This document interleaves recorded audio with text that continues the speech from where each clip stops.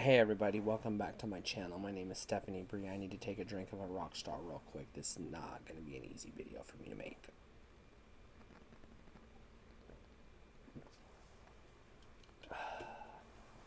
Alright, why do I hate dogs? That's a strong statement. That's a strong statement on a couple of different levels. One, dogs. People love dogs. And two, hate. Hate's a very strong word. Why do I hate dogs? So there's two layers. There's two facets to this. So I'm going to start with layer number one. Fear of dogs. I'm terrified of dogs. When I was in kindergarten, so 6 years old, I think. I think I was 6 in kindergarten. I was attacked by a dog. So I'm not going to sit here and, recount my trauma. I have been bitten and attacked, viciously attacked, 7 times in my life. And when I say viciously, I mean the dog grabbed me by the ankles, yanked me to the ground, attacked my chest or my throat or my arms, and bit the fucking snot out of me. 7 times in my life as a kid. Alright, so I've been attacked a lot, right? I've been attacked a fucking lot. It's a lot. It's a lot of fucking, scary ass monsters trying to bite my face off. It's easy incident to traumatize a kid. No big deal, right? I mean, yeah, that's understandable. A dog attacked you, you're scared of that dog. A dog attacked you, you're scared of that dog. Right? 7 dog attacks in my life. Various times. Different degrees. Every single time. After the attack, every single one of the owners said, I don't know what got into him. He never bites.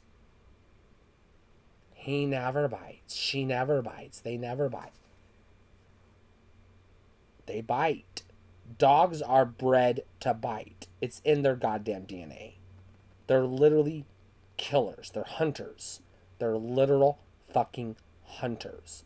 It's what they're bred to do. Why am I terrified of dogs? Because they hate me. They want to eat my fucking face. And I kind of like my face. As it is. Alright, fair enough. Trauma. That's an easy explanation. You're afraid of dogs. Steph, being afraid of dogs doesn't mean you hate dogs. Not necessarily. I'm going to tell you a story. When I was 16 years old, I did not have very many friends. My sisters had friends, and I hung out with them. So I had people I associated with, but they weren't my friends. They wouldn't come over to the house to see me. I couldn't go to their house to see them because they were my sister's friends. There's logistical reasons why at the time, male presenting teenager can't go to a female's house, a female teenager's house, and asked to go sit in her bedroom and play PlayStation. There's logistics. There's fucking hormones and other stuff. Okay? So I didn't have a lot of friends. So when I was 16, my parents got me a dog. Now, up to this point, I was still afraid of dogs. I'd always been afraid of dogs. As far back as I can remember, I've been afraid of dogs. But this is a small dog. It's a little lap dog. Not a lap dog, but medium-sized dog, a yard dog.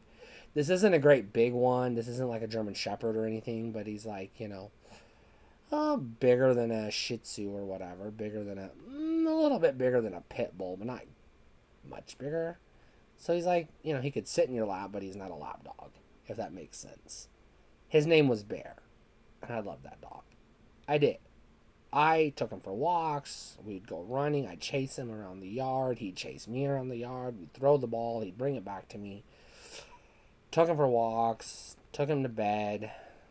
You know, took him to the creek and let him jump in the water and swim. And you know, he was my dog. He was my best friend. And I had him for a lot of years.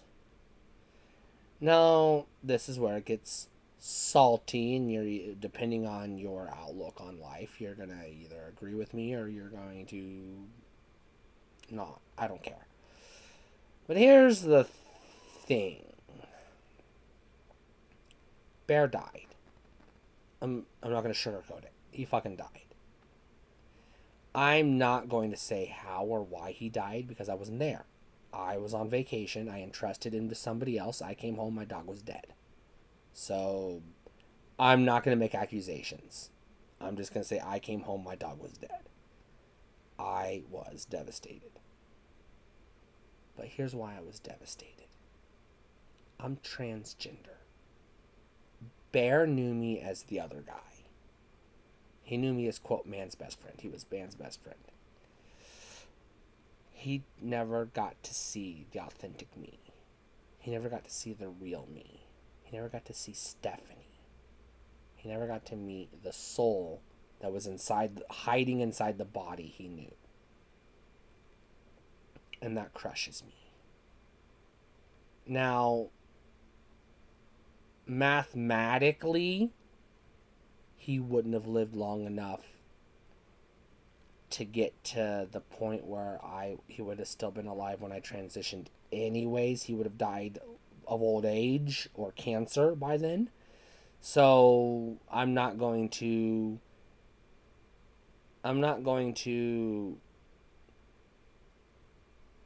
dig up how he died and hold a grudge or whatnot and get all fussy about that. I'm just going to say he died.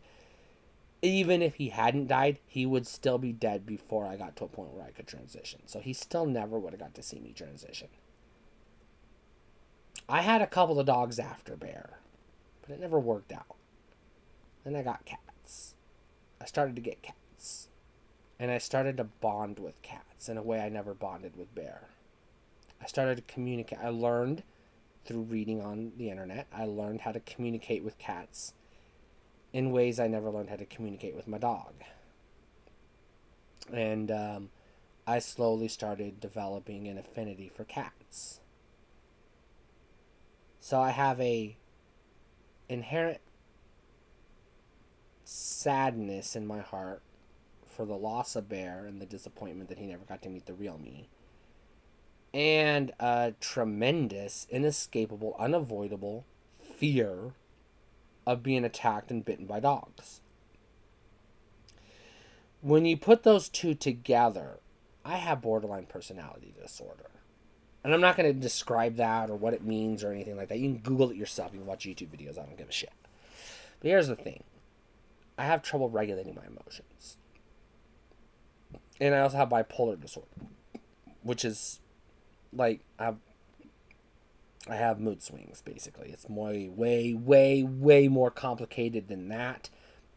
But that's like, you know, that's the elevator pitch version of it. That's like the bullet point. Like, you know, whatever. With those two mental health disorders combined together, what happens is I have this emotional hole in my heart, right? I have this, I can get depressed. Seriously raunchy fucking, like, lie in bed for days and cry depressed. And not even eat or sleep, just lie in bed.